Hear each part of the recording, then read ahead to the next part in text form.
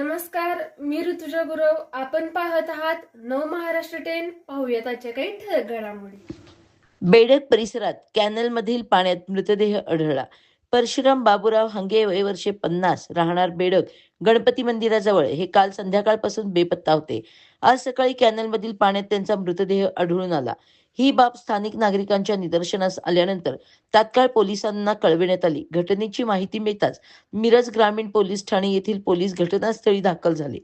परिस्थितीची गंभीरता लक्षात घेऊन स्पेशल रेस्क्यू फोर्स आपत्कालीन पथकास पाचारण करण्यात आले. स्पेशल रेस्क्यू फोर्सच्या पथकाने तात्काळ घटनास्थळी येऊन पाहणी केली व कॅनलमध्ये उतरून मृतदेह बाहेर काढण्याची कारवाई यशस्वीपणे पार पाडली.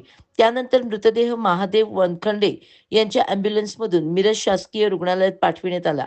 या कारवाईमध्ये स्पेशल रेस्क्यू फोर्स आपत्कालीन पथकाचे कमांडर कैलाश वडर तसेच सागर जाधव, महेश गव्हाणे आणि आसिफ मकानदार यांनी सहभाग घेतला. पुढील तपास मिरज ग्रामीण पोलीस ठाणे करीत आहे.